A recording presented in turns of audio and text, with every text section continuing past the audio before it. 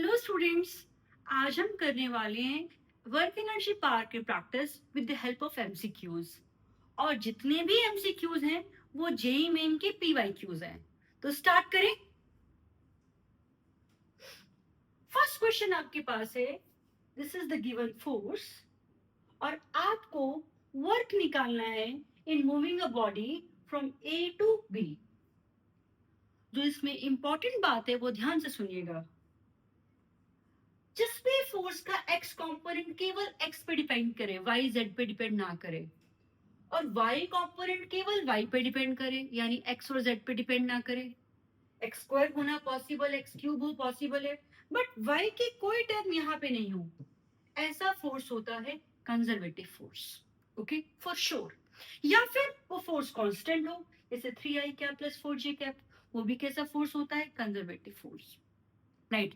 Generally equation से अगर हम देखते हैं तो बेटा ऐसे फोर्स के लिए हमारे पास वर्क हम निकाल देंगे जब, तो it will be independent of the path followed, path पे डिपेंड नहीं करेगा। और इसे करने के लिए हम क्या करेंगे?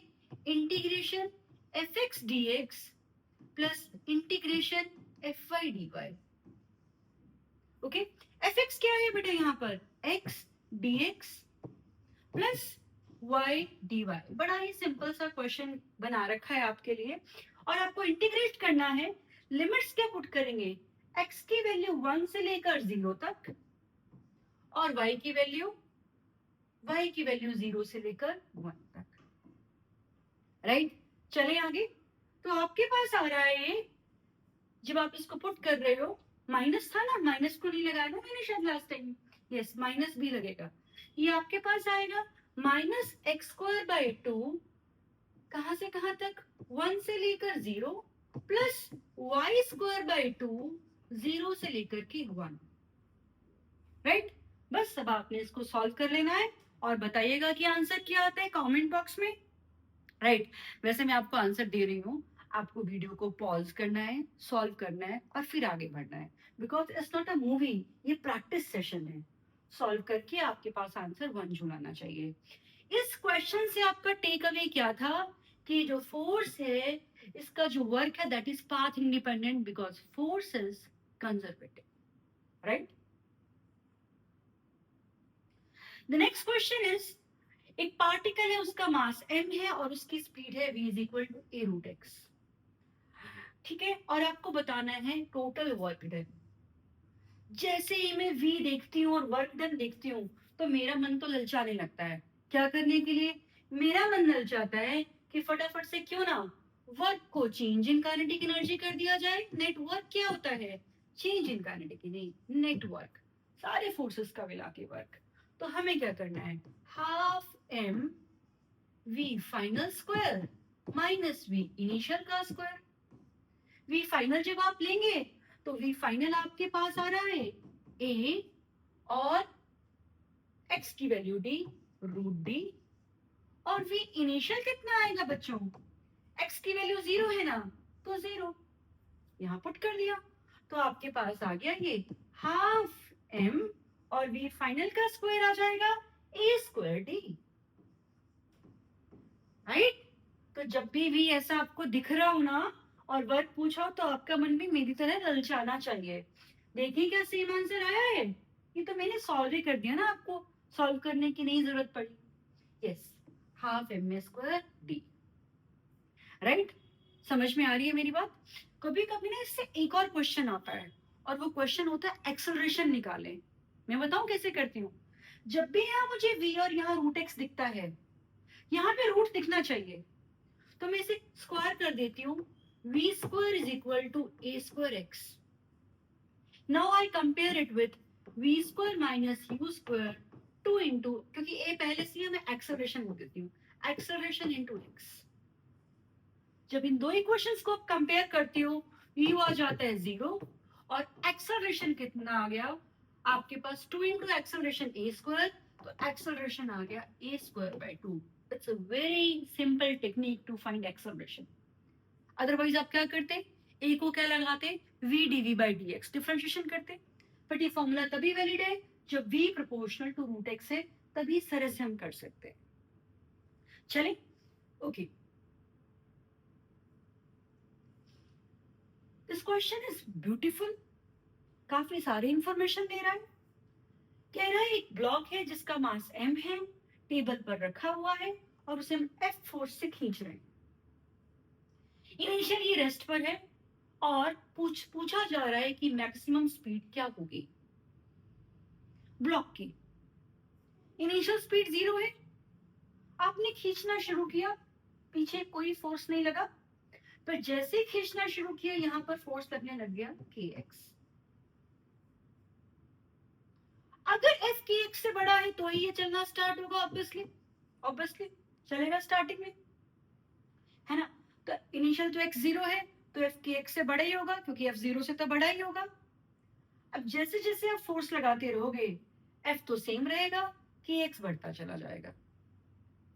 तो शुरुआत में f काफी बड़ा होगा kx से, थोड़ी आगे जाएंगे तो x बढ़ जाएगा, f kx से उतना बड़ा नहीं रहेगा, या आप कह सकते हैं कि f माइनस kx थोड़ा सा कम हो जाएगा। एक स्टेज ऐसी आ जाएगी जब f और kx बराबर हो जाएंगे। दोबारा समझेंगे क्या, शुरुआत में f है, इसे पीछे खींचने वाला कोई फोर्स नहीं है, बॉडी आगे चलने लगी, जैसे ही चली पीछे की तरफ एक फोर्स डेवलप हुआ। कौन सा फोर्स डेवलप हुआ, रिस्टोरिंग फोर्स। शुरुआत में f kx से बड़ा होगा, और क्योंकि f kx से बड़ा होगा तो एक्सेलरेशन इस तरफ होगा। एक स्टेज ऐसी आएगी जब f और kx बराबर हो जाएंगे, राइट। लेकिन उसके बाद भी अगर आप खींचोगे तो kx बड़ा हो जाएगा और f छोटा रह जाएगा, और kx अगर f से बड़ा हो गया तो एक्सेलरेशन पीछे की तरफ आएगी, नेट फोर्स पीछे की तरफ आएगी, तो स्पीड डिक्रीज होने लग जाएगी। स्पीड कब इंक्रीज होगी, जब एक्सेलरेशन आगे होगा, और एक्सेलरेशन कब तक आगे रहेगा, जब तक कि f kx के बराबर नहीं हो जाता, या आप इसे x नॉट लिख लीजिए, f kx नॉट के बराबर नहीं हो जाता, जो भी आपका मन करे, ठीक है। तो आपकी जो स्पीड बढ़ने वाली है, आपकी मतलब ब्लॉक की जो स्पीड बढ़ने वाली है, वो तब तक बढ़ने वाली है जब तक कि एक्सटेंशन f बाई के नहीं हो जाती। ये इस क्वेश्चन का बड़ा प्यारा पॉइंट है जो हमें समझना है। ओके, आ जाए।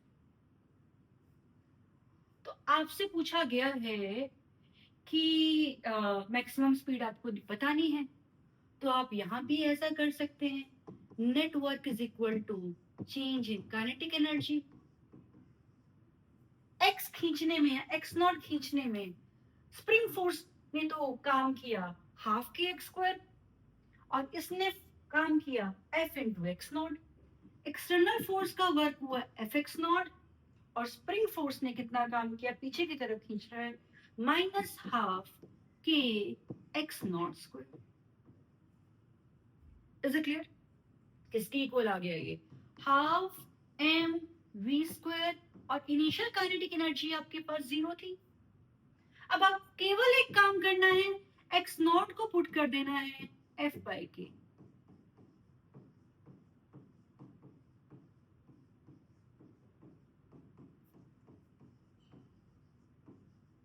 ये वी मैक्सिमम आने वाली है बेटा।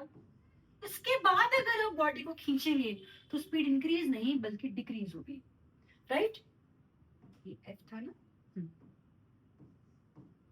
तो सॉल्व करके आपके पास आ जाता है f square by 2k is equal to half m v max का स्क्वायर।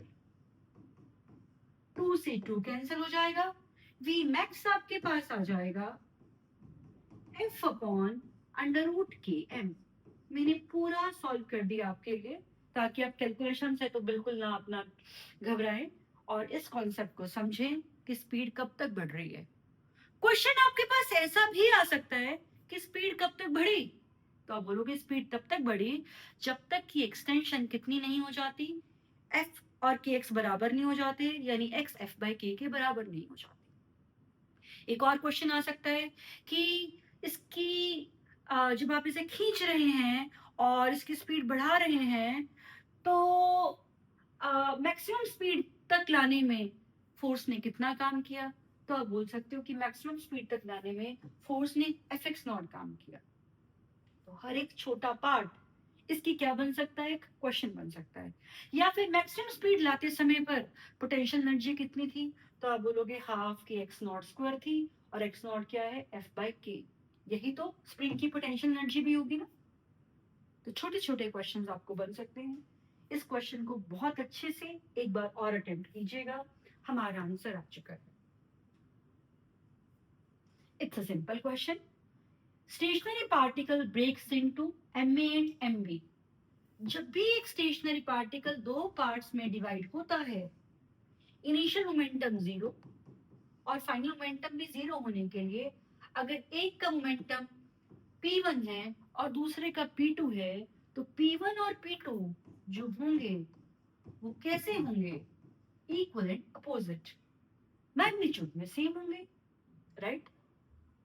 एनर्जी होती है आपके पास p स्क्वायर बाई 2m, तो kinetic energy b by kinetic energy a कितना आएगा आपके पास, mb नहीं ma बाय mb।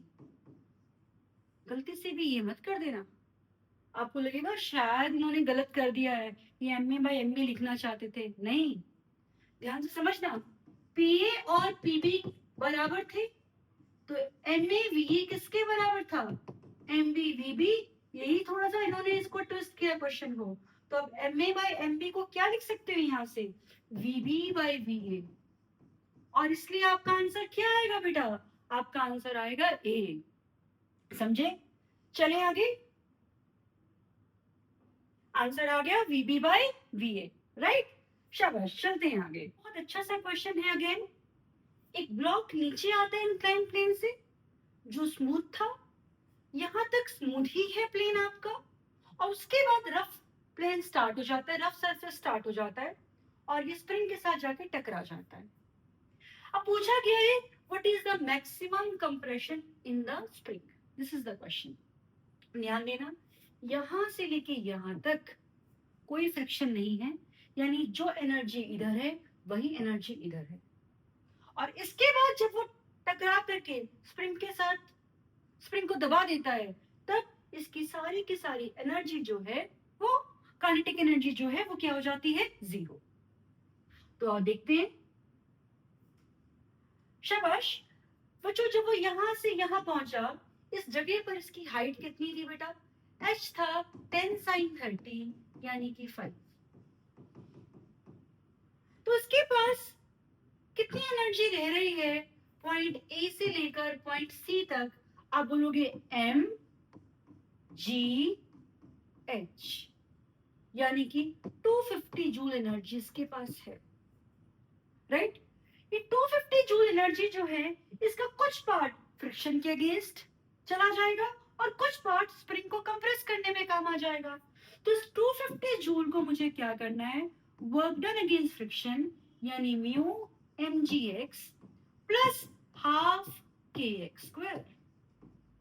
आपके पास म्यू है 0.5, मास है 5, g है 10, x कितना है निकालना है, प्लस हाफ के दिया हुआ है, यस के दिया हुआ है 100 इंटू में x स्क्वायर, राइट। अब आप इस क्वेश्चन को सॉल्व कीजिए और आंसर निकालिए, राइट।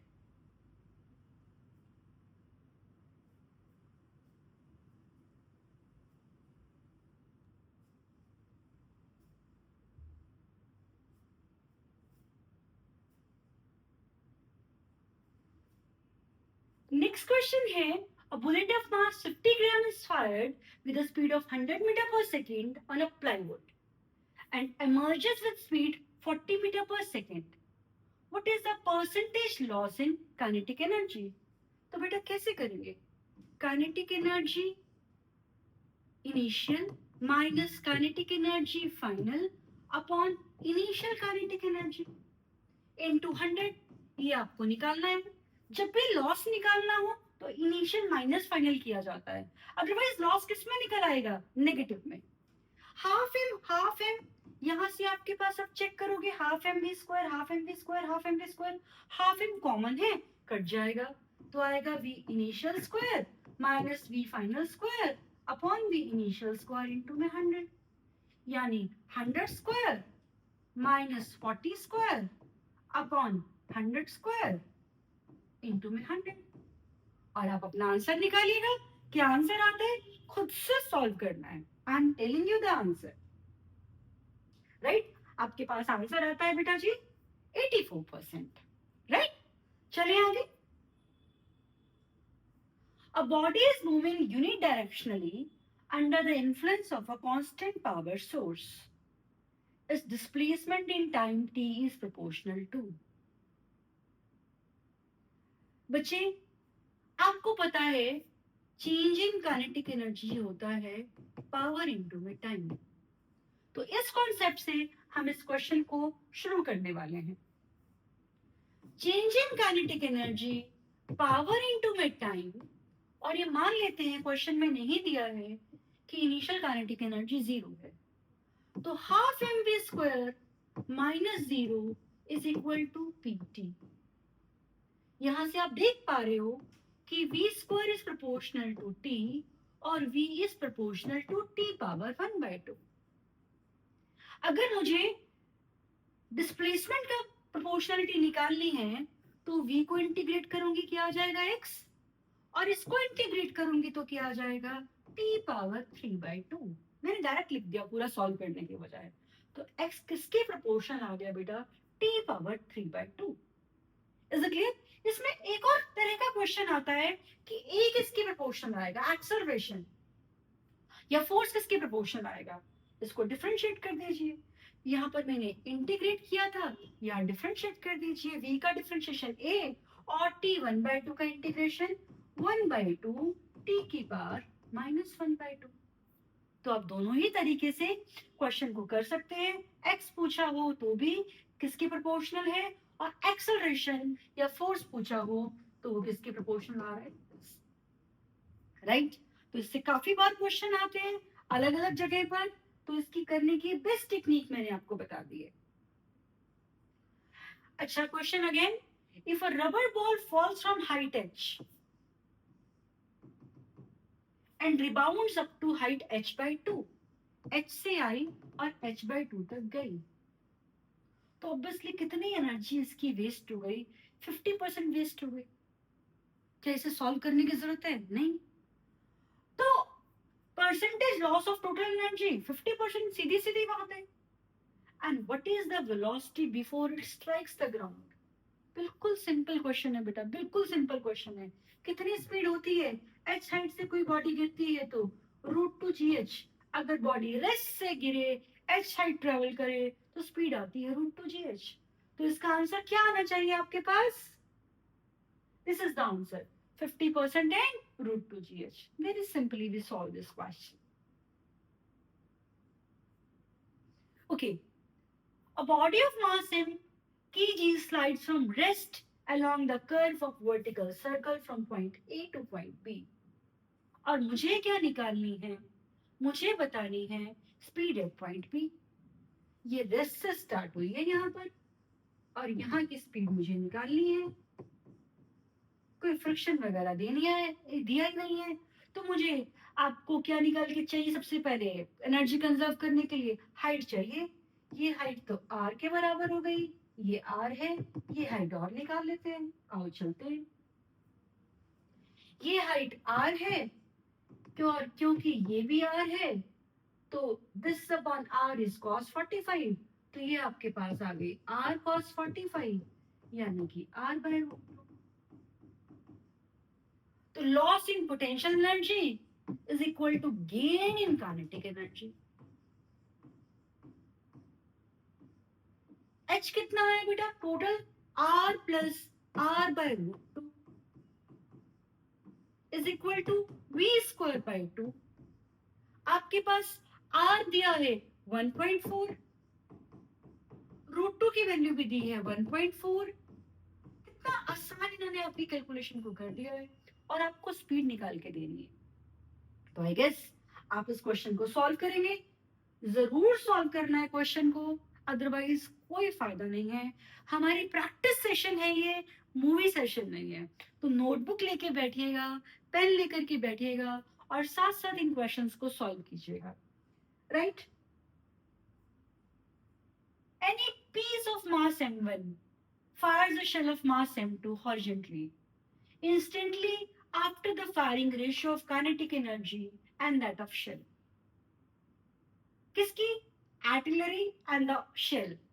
अभी मैंने आपको बताया था कि मोमेंटम कंजर्व होती है ऐसे केस में. तो इनिशियल मोमेंटम जीरो, तो P1 प्लस P2 दो पार्ट्स की, एक आर्टिलरी की और एक शेल की.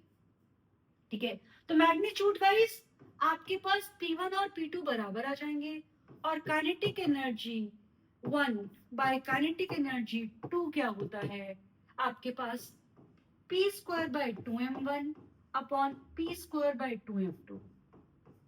सॉल्व करिएगा, सीधे सीधे आंसर m2 बाय m1 आ जाएगा, है ना. हमने दो चीजें निकाली थी, m2 बाय m1, या पिछले क्वेश्चन में क्या निकाला था, v1 बाय v2. m1 किसका मास है, आर्टिलरी का, और m2 किसका मास है, शेल का. तो आप इजीली सॉल्व कर सकते हैं. सॉल्व हो ही गया है और आपका आंसर आ गया बेटा m2 बाय m1. इसमें आंसर v1 बाय v2 भी आ सकता था. यस, बहुत अच्छा क्वेश्चन. पार पूछी है, फोर्स कांस्टेंट नहीं है, तो पार को हम लिखेंगे F डॉट वी. F मेरे पास है, V मेरे पास नहीं है, तो पहला काम क्या है, मुझे निकालनी है वेलोसिटी. उसके बाद तो सॉल्व इजीली हो जाएगा. सबसे पहले एक्सेलरेशन होगा फोर्स बाय मास. मास दिया है 2 kg, तो कितना आ जाएगा ये 3t आई कैप प्लस 3t स्क्वायर जी कैप. इसको इंटीग्रेट करते हैं तो चेंज इन वेलोसिटी आता है, इनिशियल वेलोसिटी 0. इसको इंटीग्रेट करते हैं तो 3t स्क्वायर बाय 2, ये मैंने सही लिखा, यहाँ पे 3t स्क्वायर था, प्लस 3t क्यूब बाय 3, यानी 3 by 2t square plus t cube. ये आपके पास आई कैप है और यहाँ पर जे कैप है. अब आपको क्या लेना है, तो बेटा अब आपको पार निकालनी है. पार क्या होगी, फोर्स डॉट वेलोसिटी.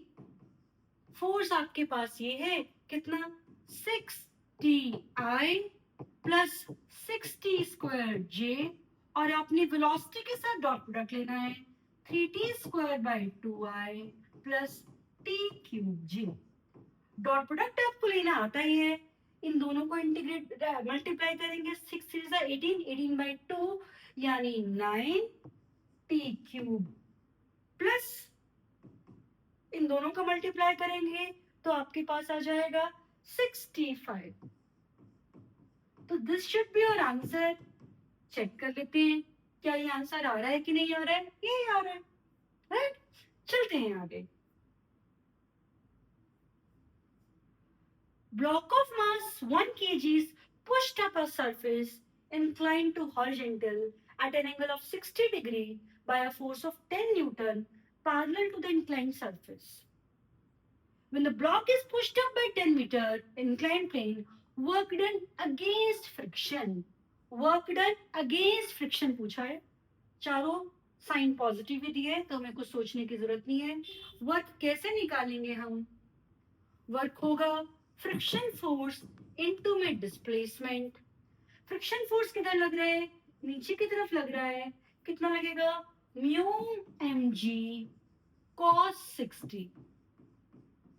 क्यों, म्यू एन होता है, और ऐसे केस में n क्या होगा, mg cos 60 इनटू में डिस्प्लेसमेंट. तो म्यू की वैल्यू आपके पास है, कितनी है आपके पास, म्यू की वैल्यू 0.1, मास की वैल्यू आपके पास है 1, g10 cos 60 यानी 1/2 इनटू में 10. राइट, बड़े आराम से सॉल्व करके आपके पास आंसर आ जाएगा. आई गेस 5 जूल आना चाहिए. थोड़ी सी फास्ट हमने कैलकुलेशन कर दी. यस, तो आंसर आ गया है 5 जूल. ओके.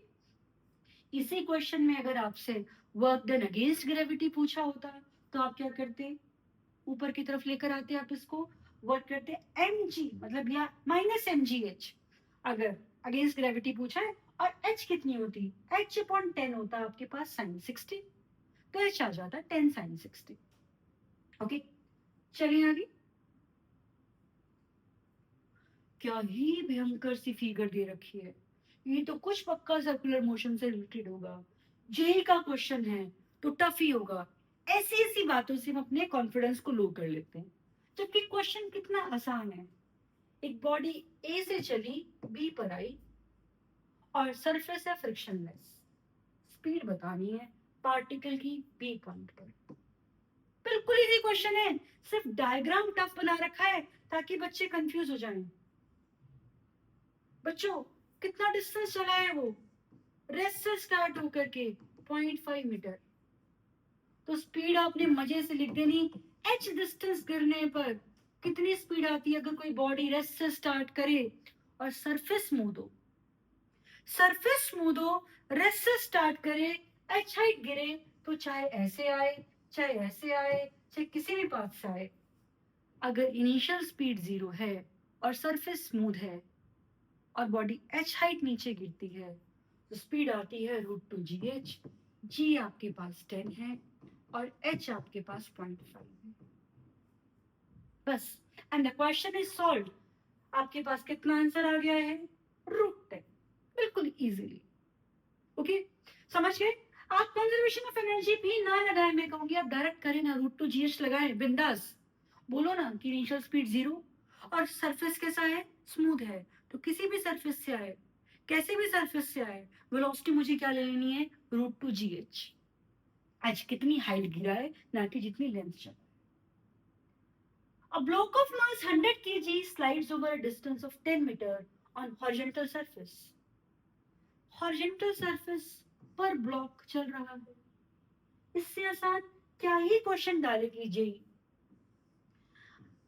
आपके पास ब्लॉक है जिसका मास 100 kg है और म्यू 0.4 है, ठीक है, और इसको चलना है 10 मीटर। तो पीछे फ्रिक्शन लगेगा। कितना फ्रिक्शन लगेगा? Mu S N. सॉरी, चल रहा है तो म्यू के एन लगेगा।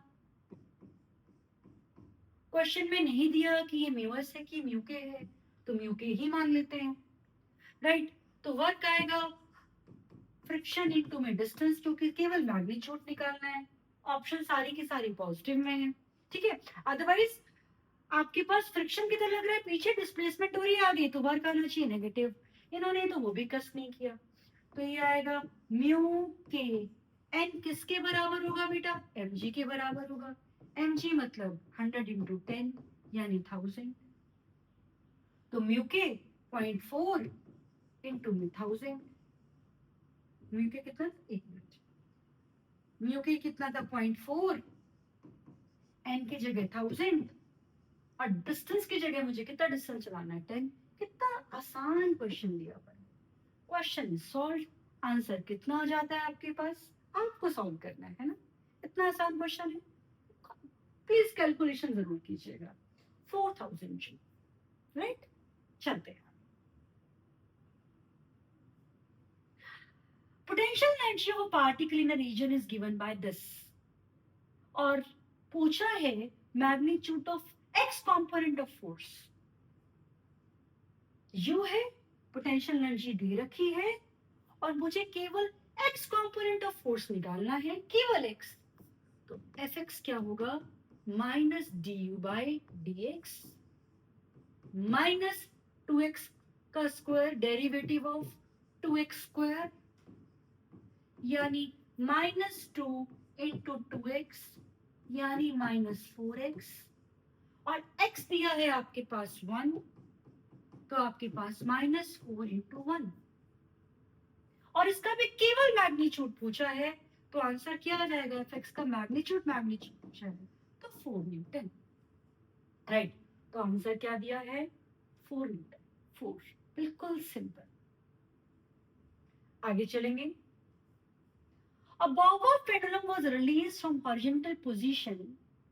The length of pendulum is 10 meters. If it dissipates 10% of its initial energy against resistance, speed of the bob when it arrives the lowest position. एक Bob, ये 10 metre, कितनी height है बच्चे इसमें? नहीं हुई 10 मीटर। से नीचे आता है। यहाँ पर इसके पास पोटेंशियल एनर्जी क्या थी, mgh, और काइनेटिक एनर्जी क्या थी, 0। पर जब ये नीचे आता है तो पोटेंशियल एनर्जी तो 0 हो जाती है, काइनेटिक एनर्जी हमें पता नहीं, हमें काइनेटिक एनर्जी को हाफ mv² लिख दिया। पर ये कह रहा है सारी एनर्जी नहीं, बल्कि 10% तो वेस्ट ही हो जा रही है, यानी टोटल एनर्जी इनिशियल का 90% of total energy initial is equal to total energy final, यानी 90% ऑफ mgh, और h कितना था बेटा, 10 metre, is equal to half mv²। m के साथ m कैंसिल हो जाएगा, g आपके पास 10 है। क्वेश्चन को सॉल्व मुझे नहीं, इस बार आपको करना है। कोशिश करूंगी मैं कि आप ज्यादा से ज्यादा क्वेश्चंस को सॉल्व करें। आंसर 6√5 मीटर पर सेकेंड आ जाता है, right. A bob of mass m is suspended by a light string of length L. It is imparted a minimum horizontal velocity at the lowest point, such that it just completes half the circle, reaching the topmost point B. Ratio of kinetic energy at A to kinetic energy at B. ये A point है, ये B point है। आपको मालूम होना चाहिए यहाँ पर मिनिमम स्पीड होती है √gr, √5gr, और यहाँ पर स्पीड होती है √gr। तो हमें क्या पूछा है इसने, रेशियो ऑफ काइनेटिक एनर्जी, नहीं ये तो कोई और क्वेश्चन आ गया ना, ओके ये शायद गलत आ गया। हमें क्या पूछा है, ratio of kinetic energy at A and B. A पर काइनेटिक एनर्जी अपॉन बी पर काइनेटिक एनर्जी कितना आ जाएगा बेटा, half mv² upon half mvp², यानी va² अपॉन vp²। va कितना था √gr और vp कितना है √5gr का स्क्वायर, और आंसर क्या आ जाएगा सॉल्व करके 1:5, यानी कि आपकी ऑप्शन आ गई D, right. 5:1, sorry I am really sorry, it's 5:1। अच्छा ए और बी पर पूछा है तो ऊपर √5gr आ जाएगा बेटा, और नीचे आ जाएगा आपके पास √gr, नीचे √gr, ऊपर √5gr, तो रेशियो आ जाएगी 5:1, 5:1, है ना। ऐसी गलती जैसे मैंने कर दी आप मत कर देना, ये 1:5, 5:1, ऐसे क्वेश्चन जनरली गलत होते रहते हैं हमारे से। A ball suspended by a thread swings in a vertical plane so that its magnitude of acceleration in extreme position and lowest position are equal. The angle of thread deflection in extreme position is. अच्छे से समझेंगे।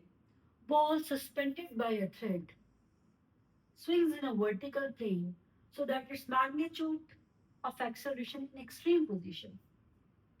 Extreme position पर speed होती है 0।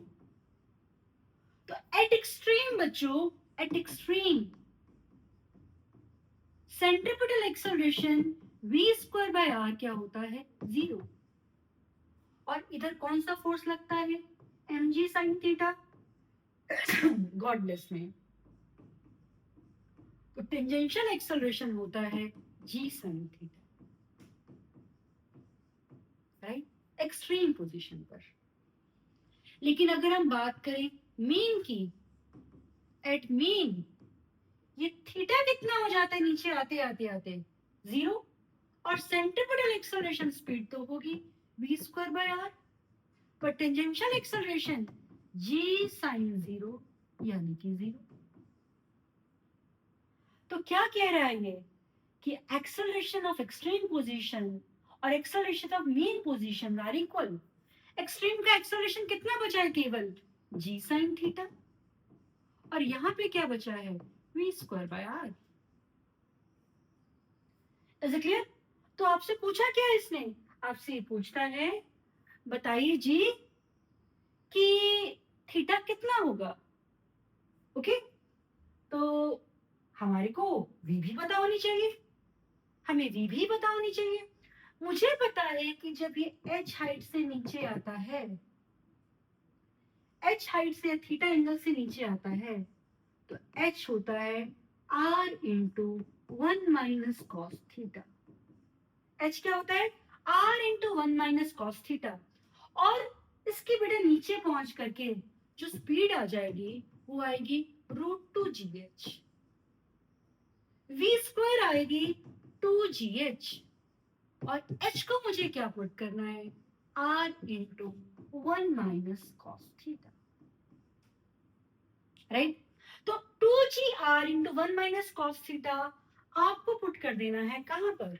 इधर। तो v square को आप क्या पुट कर रहे हो? 2gr into 1 minus cos theta upon में r। r से r हो गया कैंसिल, g से g भी हो गया कैंसिल। Is it clear? अब आ गई है बारी कुछ आइडेंटिटी लगाने की। साइन थीटा को मैं पुट करूंगी, ध्यान से देखना। साइन थीटा को मैं क्या पुट करने वाली हूं? 2 sine theta by 2, 2 sine theta by 2 cos theta by 2। ये मैंने किसको पुट किया? साइन थीटा को। और राइट साइड पर मेरे पास क्या था? 1 माइनस कॉस थीटा, इसको मैंने पुट कर दिया 2 साइन स्क्वायर थीटा बाई 2। तो 2 के साथ 2 कैंसिल, कॉस थीटा बाई 2 आ गया आपके पास, 2 साइन थीटा बाई 2। तो टेन थीटा बाई 2 कितना आ गया? 1/2, राइट? अब आपको बहुत आसानी से थीटा मिल जाएगा। थीटा बाई 2 कितना आ गया? टेन इनवर्स 1/2, और थीटा आ गया 2 इंटू टेन इनवर्स 1/2। थीटा कितना आ गया? 2 इंटू टेन इनवर्स 1/2, राइट? तो क्या यही आंसर है हमारा? यस, यही आंसर है। कौन कौन सी आइडेंटिटी यूज करी? Sine theta is 2 sine theta by 2 cos theta by 2, और हमने यूज किया 1 minus cos theta is equal to 2 sine square theta by 2। अगर ये आइडेंटिटीज आपको याद नहीं है तो जरूर याद करें, जरूर याद करें। अपनी नोटबुक के लास्ट पेज पे लिख लें कि वो इसको याद करना है, दोनों रिलेशंस को लिख करके। तो एक बार मैं फिर से आपको एक क्वेश्चन को रिवाइज करा रही हूँ। क्या किया है हमने इस क्वेश्चन के अंदर? यहाँ पर एक्सेलरेशन केवल सेंट्रीपिटल है v स्क्वायर बाय r, और यहाँ पर g साइन थीटा। मैंने g साइन थीटा को पुट कर दिया है v square by r। v square निकाला तो मेरे लिए चैलेंज था, v था √2gh और h था r into 1 minus cos theta, right? और इस तरह से हमने इस क्वेश्चन को सॉल्व किया। The ratio of powers of two motors is 3√x upon √x plus 1। और ये पावर्स ये जो मोटर्स है, एक मोटर उठा रही है 300 kg वाटर को 5 मिनट में, और दूसरी उठा रही है 50 kg वाटर को 2 मिनट्स में, राइट? इनकी पावर, इनका रेशो कुछ बताना है अपने को। रेशो दे रखा है 3√x upon √x plus 1। Is it right? पहले की पावर क्या होगी? m1g h1 बाई टाइम, दूसरे की m2g h2 by T. m1 कितना है? 300, g कैंसिल हो गया। हाइट क्या दोनों की सेम दी है? बिल्कुल सेम दी है, कैंसिल हो गई। 300/5 और 50/2। Is it clear? अब आपको सॉल्व करना है, आगे मैं सॉल्व नहीं करने वाली, राइट? आप आसानी से सॉल्व कर लोगे। करोगे थोड़ा सा सॉल्व? ना ना ना ना ना, नहीं मन कर रहा मेरा, मैं चाहती हूँ आप सॉल्व करें। और एक्स आपके पास आ जाता है सॉल्व करने के बाद 60, right? Okay, statement wise question है, पढ़ते हैं। Work done by man in lifting a bucket out of well by means of rope tied to the bucket is negative। Man bucket को खींच रहा है ऊपर की तरफ, ऊपर, और लेके भी जा रहा है ऊपर और फोर्स भी लगा रहा है ऊपर, तो वर्क तो सेम, फोर्स और डिस्प्लेसमेंट एक ही डायरेक्शन में है, work can not be negative. Gravitation force का वर्क क्या होगा? Negative, yes. ग्रेविटेशन फोर्स किधर लग रहा है? नीचे, और डिस्प्लेसमेंट किधर है? ऊपर, तो ग्रेविटेशन फोर्स का वर्क होगा नेगेटिव। बिल्कुल बी ऑप्शन सही है, तो ये तो गलत हो गया, राइट। अब बात करते हैं work done by friction sliding down in inclined plane is positive. नहीं बच्चे, जब कोई बॉडी स्लाइड डाउन करके नीचे आती है तो फ्रिक्शन ऊपर लगता है, डिस्प्लेसमेंट नीचे होती है, तो work can not be positive, ये भी गलत हो गया। Work done bye applied force on a body moving on rough plane with uniform velocity 0. ओह, ये तो हमें बहुत अच्छे से ऐसा लग रहा है कि शायद ये तो सही होगा। नहीं है ये सही। क्यों सही नहीं है? क्योंकि F इधर है, फ्रिक्शन इधर है। रफ सरफेस है कि स्मूथ सरफेस है? रफ सरफेस है, तो आप फोर्स लगा रहे हो, कितना फोर्स लगा रहे हो? फ्रिक्शन के बराबर फोर्स लगा रहे हो। आप फोर्स लगाना पड़ेगा रफ सरफेस पे खींचने के लिए, फोर्स भी आ गई, डिस्प्लेसमेंट भी आ गई, तो वर्क डन क्या होगा? 0 नहीं होगा, बल्कि पॉजिटिव होगा। तो बच्चे हमारे पास डी भी गलत हो गई, तो ये ऑप्शन तो नहीं हो सकती, यही बचती है। फिर भी हम चेक कर लेते हैं। Work done by air resistance in oscillating pendulum is negative, बिल्कुल। ऑसिलेटिंग पेंडुलम पर वर्क डन पॉजिटिव ही होगा, होगा नेगेटिव। क्यों होगा नेगेटिव बच्चे? क्योंकि आप ऐसा भी कर सकते हो, नेट वर्क डन या वर्क डन बाय फ्रिक्शन आने वाला है change in kinetic energy, net work done. Speed कम हो रही है ना, स्पीड कम हो रही है ना लगातार, तो फ्रिक्शन ने कैसा काम किया है? नेगेटिव ही किया है। या ऐसे समझ सकते हैं कि जब पेंडुलम जा रहा है ऊपर तो एयर फ्रिक्शन लग रहा है नीचे, और जब पेंडुलम आ रहा है नीचे तो एयर फ्रिक्शन लग रहा है ऊपर। फोर्स और डिस्प्लेसमेंट हमेशा क्या रहने वाले हैं? ऑपोजिट, इसलिए वर्क क्या होगा? नेगेटिव। तो आपके पास बच्चे ऑप्शन बी सही हुई और ई सही हुई, इसलिए आंसर ए आ गया, ये नहीं आया, right. Okay, a bullet of mass 200 gram having initial kinetic energy 90 joule is shot inside a long swimming pool as shown in figure. Initial kinetic energy कितनी थी? 90 जूल, और कहता है कि 1 सेकंड में काइनेटिक एनर्जी रिड्यूस होके हो गई 40 जूल, राइट, एक ही सेकंड में। The minimum length of pool so that bullet has to travel so that it completely comes to rest. बेटा इस क्वेश्चन के दो पार्ट हैं। फर्स्ट पार्ट में बुलेट की काइनेटिक एनर्जी 90 से 40 हुई, इनिशियल काइनेटिक एनर्जी है हाफ m, ग्राम में 1000 से डिवाइड कर दिया, into u square is equal to 90, right. तो आपके पास ये कैंसिल हो गया, तो u स्क्वायर आपके पास आ गया 900 और u आ गया 30। Final kinetic energy half m v square आपके पास कितनी दे रखी है? 40 जूल। 0 से 0 कैंसिल, 0 से 0 कैंसिल, 2 से 2 कैंसिल, v आपके पास आ गया 20 मीटर पर सेकेंड। तो बच्चे u है और v है और 1 सेकेंड लगा है, तो एक्सेलरेशन आ जाएगा v minus u by T, यानी कि -10 मीटर पर सेकेंड स्क्वायर। पहला पार्ट खत्म हो गया, राइट। हमने क्या निकाल दिया? कितना रिटार्डिंग एक्सेलरेशन है या कितना रिटार्डेशन है हमारे पास जब बॉडी चल रही है पूल में। अब कहता है कि बुलेट को तो रेस्ट पर आ जाना है, सेकेंड पार्ट शुरू करते हैं। v square minus u square is equal to 2as। अब की बार रेस्ट पर आने के लिए फाइनल स्पीड 0 है, इनिशियल स्पीड तो हमें पता ही था कितनी थी, 30, और एक्सेलरेशन हम निकाल चुके हैं -10, और यहां से मुझे क्या निकाल लेना है? डिस्टेंस। एस कितना आ जाएगा बेटा? 900/20। इतना सा तो सॉल्व कर देना, इतना तो सॉल्व कर देना, मैं कर सकती हूँ पर आप कीजिएगा। तो ऐसा आपके पास आ जाता है 45 मीटर। राइट बच्चों? It's again a good question. Diagram डराता है, पता ही नहीं क्या लिखा है, ये बट मुझे पता है क्या लग रहा है, यहाँ पोटेंशियल एनर्जी मैक्सिमम और यहाँ पोटेंशियल एनर्जी मिनिमम। देखते हैं।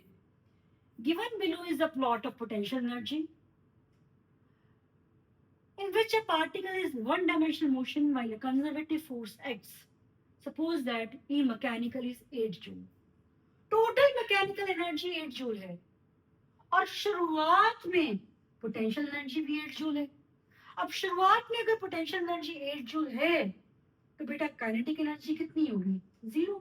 पोटेंशियल एनर्जी 8 और काइनेटिक एनर्जी 0।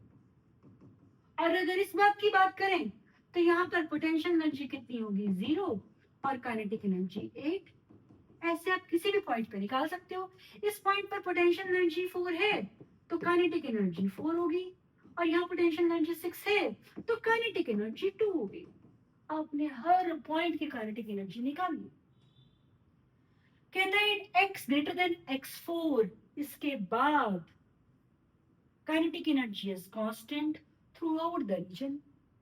बिल्कुल सही, पर इन्होंने तो इनकरेक्ट स्टेटमेंट पूछी है।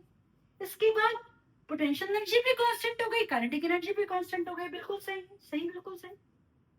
At x less than x1, kinetic energy is smallest and the particle is moving at slowest speed. मैं मूविंग तो नहीं बोलूंगी, मैं तो ये बोलूंगी काइनेटिक एनर्जी तो 0 ही है। चलो देखते हैं क्या कहना चाहते हैं आप।